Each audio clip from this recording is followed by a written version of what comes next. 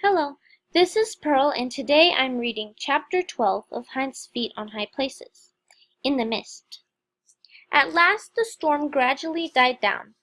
The clamor on the mountain ceased, and it was time to resume the journey. However, the weather had broken completely, and though the storm itself was over, thick mist and cloud remained, shrouding everything on the heights. When they started, the mist was so thick that they could see only the trees on either side of the narrow path, and even they looked ghostly and unreal. The rest of the forest was simply swallowed up and entirely lost to sight, veiled in a cold and clammy white curtain. The ground was dreadfully muddy and slippery, and although the path did not climb nearly so steeply as before, after some hours Much Afraid found to her amazement that she was missing the rolling thunder of the storm, and even the sickening crash of the trees as the lightning splintered them. She began to realize that, cowardly though she was, there was something in her which responded with a surge of excitement to the tests and difficulties of the way, better than to easier and duller circumstances. It was true that fear sent a dreadful shuddering thrill through her, but nevertheless it was a thrill, and she found herself realizing with astonishment that even the dizzy precipice had been more to her liking than this dreary plodding on and on through the bewildering mist. In some way the dangers of the storm had stimulated her, and now there was nothing but tameness, just a trudge forward day after day, able to see nothing except for white clinging mist, which hung about the mountains, without a gleam of sunshine breaking through. At last she burst out impatiently, "Will this dull dreary mist ever lift, I wonder?" And would you believe it, a voice she knew all too well immediately answered from beyond the trees. "No, it won't," replied Resentment. "Moreover, you might just as well know, now, that this is going to continue for no one knows how long. Higher up the mountains the mist hangs thicker and thicker still. That's all you can expect for the rest of the journey." Much Afraid pretended not to hear, but the voice went on again, almost at once. "Have you noticed, Much Afraid, that the path which you are following isn't going up the mountain at all, but is almost level? You've missed the upward way, and are just going round and round the mountain in circles." Much Afraid had not exactly noticed this fact, but now she could not help realizing that it was true. They were not climbing at all, but simply moving along the mountainside, with constant ups and downs, and the downs seemed to be getting more frequent. Could it be possible that they were really gradually descending the mountain instead of going up? In the bewildering mist, one simply could not see anything, and she found she had lost all sense of direction. On asking her companions what they thought about it, they answered rather shortly, because of course she ought not to have listened to any suggestion from Resentment, that they were on the path which the shepherd had pointed out, and would certainly not allow anyone to persuade them to leave it. "But," persisted Much Afraid petulantly, "don't you think that we may have missed the way in this mist? The shepherd said the path led upward, and as you see this one doesn't. It runs along the side of the mountain. There may easily have been a more direct way up, which we didn't notice in the mist." Their only answer was that they knew better than to listen to any suggestion made by Resentment. At that the voice of Bitterness broke in quite clearly. "You might at least be willing to go back a little way and look, instead of insisting on going on and on along what may prove to be a wrong path, leading you round in circles." Sorrow and Suffering took absolutely no notice, but unfortunately Much Afraid did, and said with still greater petulance, "I think you ought to consider the suggestion. Perhaps it would be better to go back a little way and see if we have missed the right path. Really, it is no use going on and on in circles, getting nowhere." To this they replied, "Well, if we are going around in circles, we shall eventually arrive back where we went wrong, and if we keep our eyes open we shall be able to see the path we missed, always provided that it does exist, and is not just a bit of imagination on the part of Bitterness." "You poor little thing," came the whisper of self-pity through the mist. "It is too bad that you have been put in the charge of such obstinate mule-like creatures, Just think of the time you are wasting, getting nowhere at all. Trudge, trudge, day after day, nothing to show for it, and you ought to be getting up onto the high places." So they went on whispering and talking at her through the clinging mist, which shrouded everything and made it all seem so ghostly and dreary. Of course she ought not to have listened to them, but the mist was so bewildering and the path so unspeakably tame that she found something in her heart responding to them almost against her will. Suffering doggedly led the way, and sorrow just as doggedly was her rear guard, so there was no possibility of turning back. But Much Afraid found herself limping and slipping and stumbling, far more often and badly than at any other stage of the journey. It made her very disagreeable and difficult to deal with. It is true that after every stumble her conscience smote her, and she apologized sorrowfully and abjectly to her companions, but that did not prevent her slipping again, almost directly afterwards. Altogether it was a miserable time, and the mist, instead of clearing, seemed to get thicker and colder and drearier than ever. At last, one afternoon, when the only word which at all described her progress is to say that she was slithering along the path, all muddy and wet and bedraggled from constant slips, she decided to sing. It has not been mentioned before, but Much Afraid did not possess the gift of a sweet voice any more than a pretty face. It is true that she was fond of singing, and that if the shepherd sang with her, she could keep in tune and manage quite nicely, but if she tried alone, the results were by no means so good. However, the mist was so thick and clammy that she was nearly stifled, and she felt that she must do something to try to cheer herself, and to drown the ghostly voices which kept whispering to her through the trees. It was not pleasant to think of her relatives now having the opportunity to entertain themselves at the expense of her very unmelodious voice, but she decided to risk their ribald comments. "If I sing quite loudly," she told herself, "I shall not be able to hear what they say." The only song which she could think of at the moment was the one which Sorrow had taught her in the hut, and though it seemed singularly inappropriate, she lifted up her voice and sang quaveringly, "How lovely and how nimble are thy feet, O Prince's daughter! They flash and sparkle, and can run more fleet than running water. On all the mountains there is no gazelle, no roe or hind, can overtake thee, nor leap as well, but lag behind." Canticle 7, verse 1. There was perfect silence as she sang. The loud, sneering voices of her enemies had died away altogether. "It is a good idea," said Much Afraid to herself jubilantly. "I wish I had thought of it before. It is a much better way to avoid hearing what they are saying than putting cotton in my ears. And I believe, yes, I really do believe, that there is a little rift in the mist ahead. How lovely! I shall sing the verse again." And she did so. "Why, Much Afraid," said a cheery voice close beside her, "I have not heard that song before. Where did you learn it?" There, striding toward her, with a particularly pleased smile on his face, was the shepherd himself. It is just impossible to describe in words the joy of Much Afraid when she saw him really coming toward them on that dreary mountain path, where everything had been swallowed up for so long in the horrible mist, and everything one touched had been so cold and clammy. Now with his coming the mist was rapidly clearing away, and a real gleam of sunshine, the first they had seen for days, broke through at last. "Oh, shepherd!" she gasped, and caught hold of his hand and could say no more. It really had seemed as though she would never see him again. "Tell me," he repeated cheerily, as he smiled at them all, "where did you learn that song, Much Afraid?" "Sorrow taught it to me," she replied. "I didn't think that she knew any songs, shepherd, but she said the words and the music came to her as we were climbing up through the forest.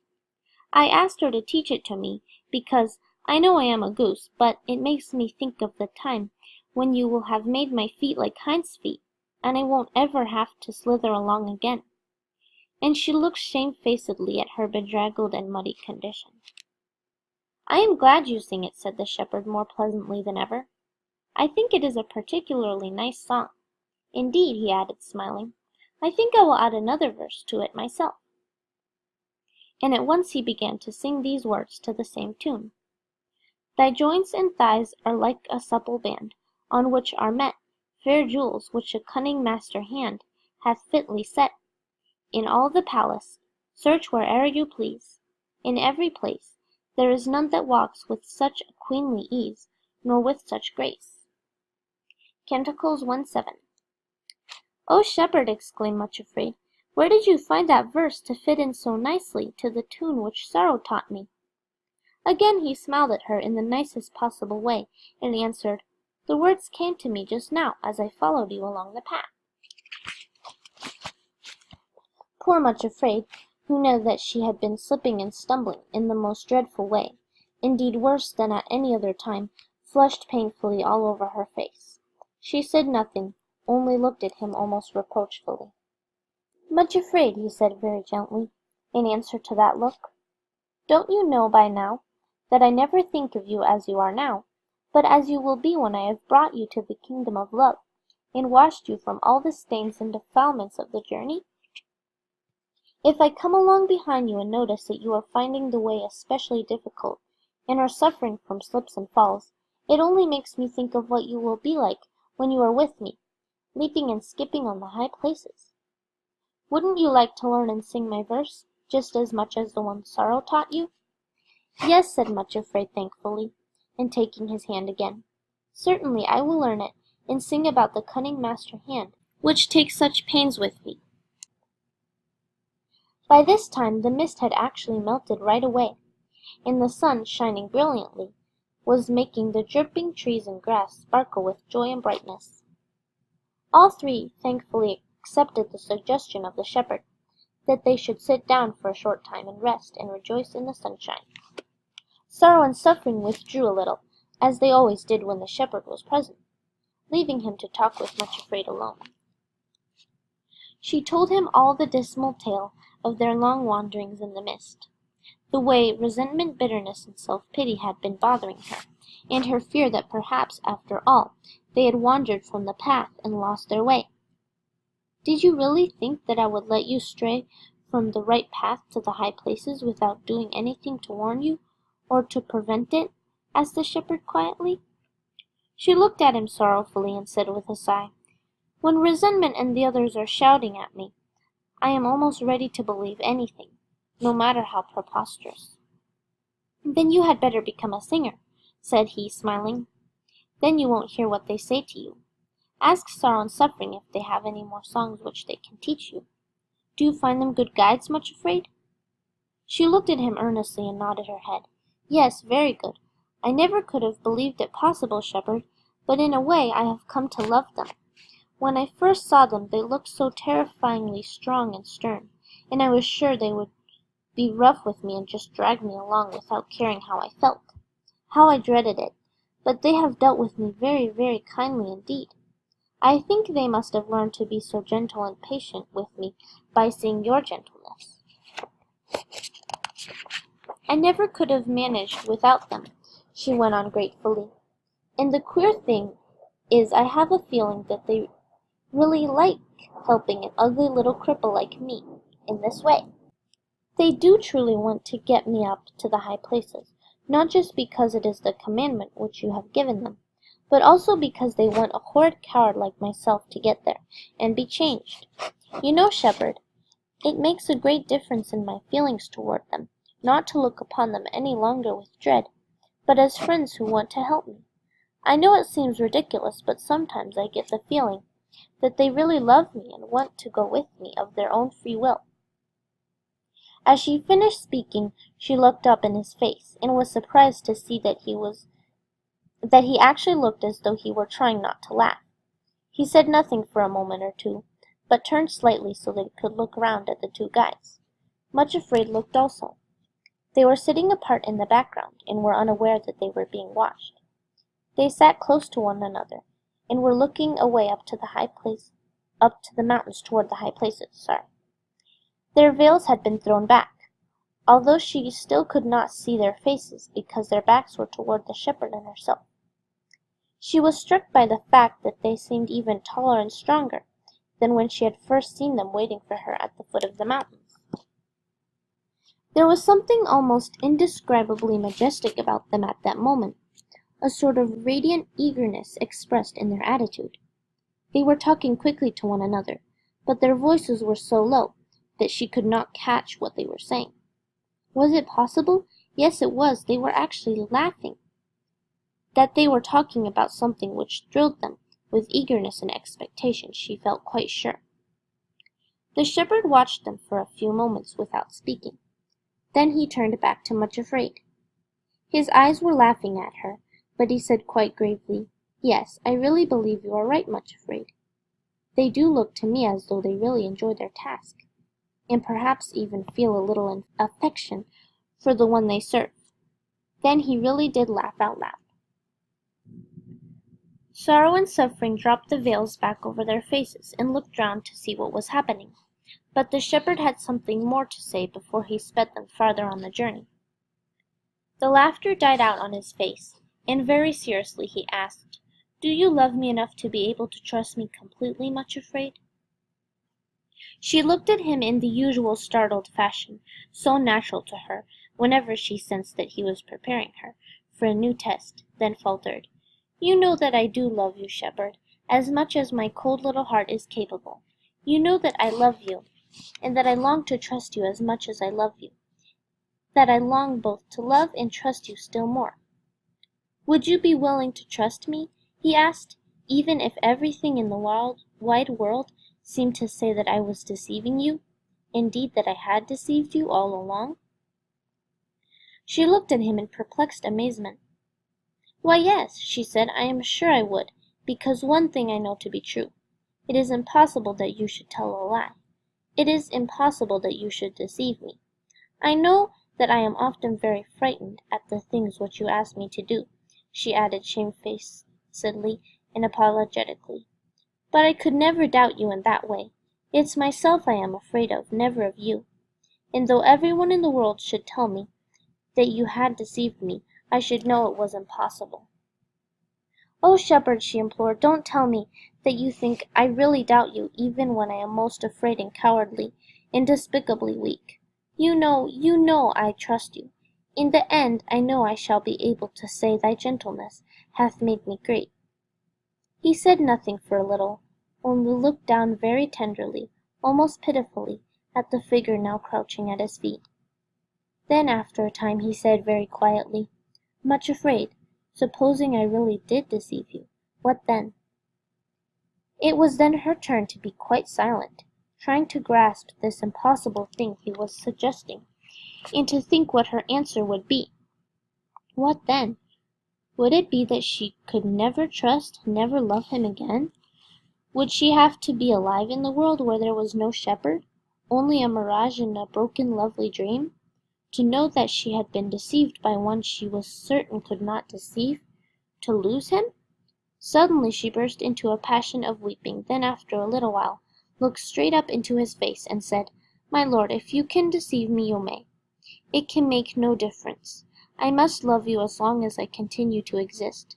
I cannot live without loving you." He laid his hands on her head, then with a touch more tender and gentle than anything she had ever felt before, repeated as though to himself, "If I can, I may deceive her." Then without another word he turned and went away. Much Afraid picked up a little icy cold pebble which was lying on the ground, where he had stood, put it in her bag, then tremblingly rejoined Sorrow and Suffering, and they continued their journey. Thanks for listening.